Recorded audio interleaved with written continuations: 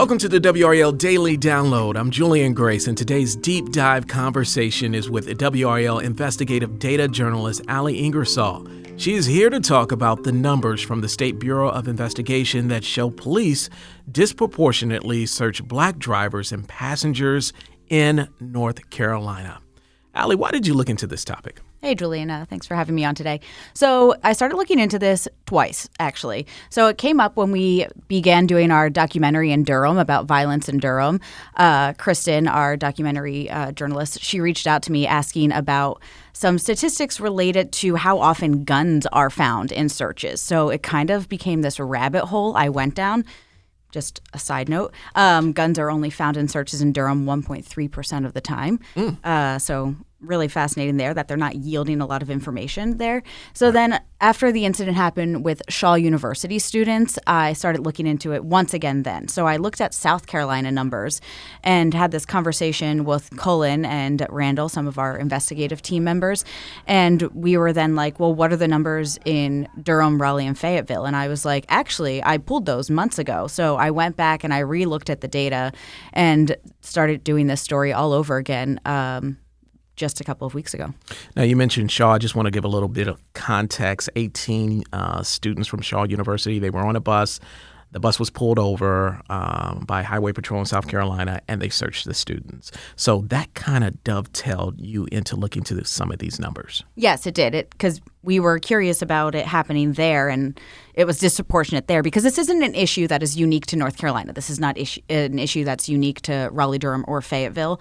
It's an issue that is happening nationwide. We've heard about this anecdotally, and we have the data here to back it, that this is something that is disproportionately happening to people of color. Okay, the article has so many numbers. It's rich in numbers, the article that you wrote. But these numbers really stood out to me. Under current calculations by the state, thousands of people are pulled over across the state every day, and about 1 out of 20, or about 5%, ends in a police search.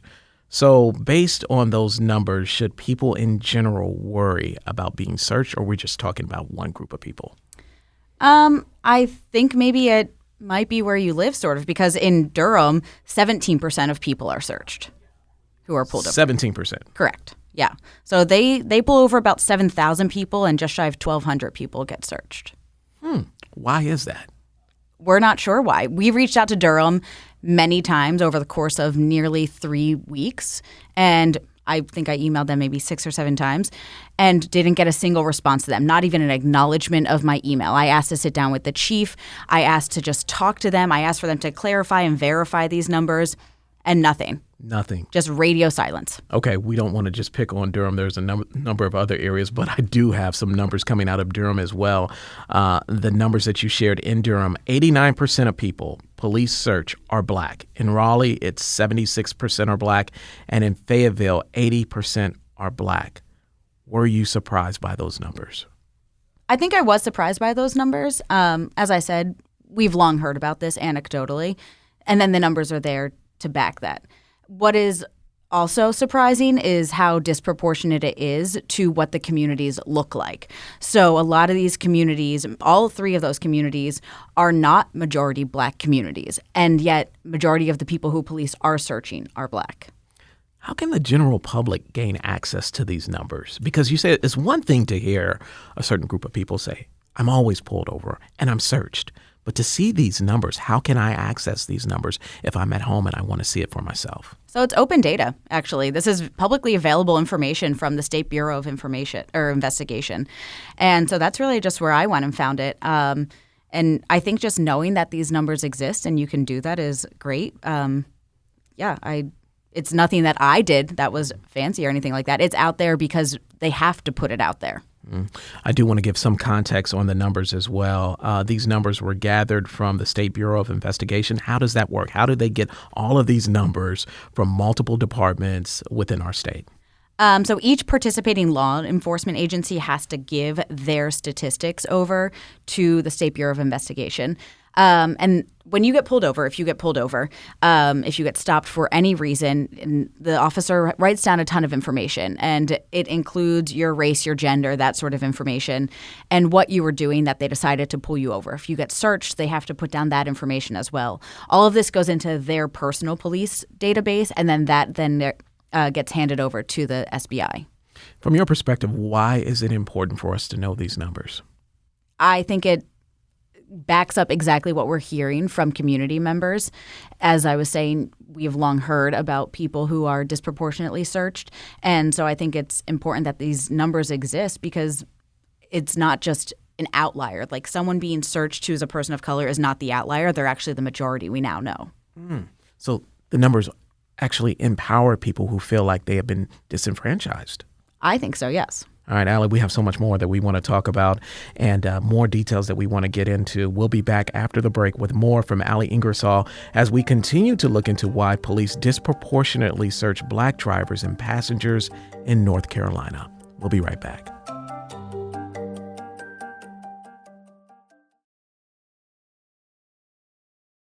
Welcome back to the WRAL Daily Download. I'm talking with the WRAL investigative data journalist Ali Ingersoll as we review how police disproportionately search Black drivers and passengers in North Carolina. Ali, you recently sat down with Fayetteville Police Chief Gia Hawkins. Now, in Fayetteville, 80% of police searches involve Black drivers and passengers. What did the chief have to say about this? So the chief actually talked to me for over 90 minutes. 90 minutes, wow. Yeah, sat down with me, and one of their data analysts showed me all of the data they have available. It was a really great conversation. I really appreciated that because, as I said earlier, that we couldn't get a response from Durham. In Raleigh, they said that they would pass along this request to their data analyst, and then they would talk to me, and we just never heard from them. So to be able to go down to Fayetteville and sit there with the chief and talk for so long was really insightful and interesting. And they have a wealth of data available. So it shows really that they're not necessarily pulling over people of color disproportionately, but then when they do conduct searches, that's where the numbers are disproportionate. And so I thought that was really fascinating. And so then I started asking the chief, what sort of information do they have about the searches? And there really isn't that much information about the searches. There's no information really about where they're happening. So when you look at the stops, they have this really great interactive map that she sat down and showed me. And they're stopping people at very similar rates. And it's all across the city, both for people of every race and ethnic group. But then, as I said, it's really disproportionate when it comes to the searches. And they don't have data about where those are happening. They can't really pinpoint if there's a certain neighborhood or community or anything like that, which I thought was interesting. So then I also wanted to know what these searches yield. Do they find drugs or guns? Do they result in arrests? And the department also doesn't have that. And I thought that was interesting as well, because I think that is how you can kind of figure out if searching someone has an outcome. And I thought it was interesting that they didn't have it. Did the chief seem at all concerned about the perception that is out there? Because 80%, that's a pretty large number. It is a large number. And no, the chief actually didn't really seem that concerned about that. The way that she was saying it is that they have to have 3 different reasons why you would have a result in a search. So probable cause is the largest one that it results in a search. I believe it's 87% of their stops and then searches are from a result of probable cause. And so I talked with her and I talked to another assistant chief, and they both said that if you have probable cause and they feel like that is okay and justify that they're searching people.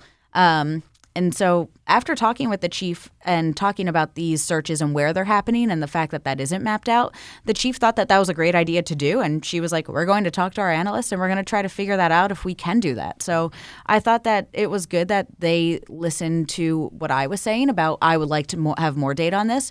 And she was like, hey, I think we maybe should have more data on that too. How does that make you feel as a journalist to see it appears, and I don't want to put words in your mouth, but it seems like there was some level of transparency there. There was a lot of transparency. And the chief was actually saying that all of this, she's glad that all this data is out there. As we were saying, it's publicly available data. And she's grateful that it's out there because then someone can go look at it themselves. And if they feel like something is wrong, then they can file a Freedom of Information request. They can get a records request and get all of this information themselves and learn more about these stops and searches as well. Did the chief talk about at all scrutinizing the term probable cause? Because essentially an officer can state, I think there's reasons to search your car because I believe a crime has possibly been committed. Any information on that? No, she didn't really do that. I'm sorry, I don't have more on that answer. You didn't get into that at all. No. Hey, no worries. All right, there are more questions that I have for you, and I know our time is wrapping up, but quickly, with the State Bureau of Investigation publishing these numbers on police stops, does this increase transparency or give insight that there's just disparities out there and there's nothing we can do about it? What is your perspective on that? I think that there is some transparency to it. I think any kind of publicly available open data like this is great, but it doesn't really provide answers, right? So that's why you have to be able to sit down with analysts, with police chiefs to find out more about it and hopefully get those answers.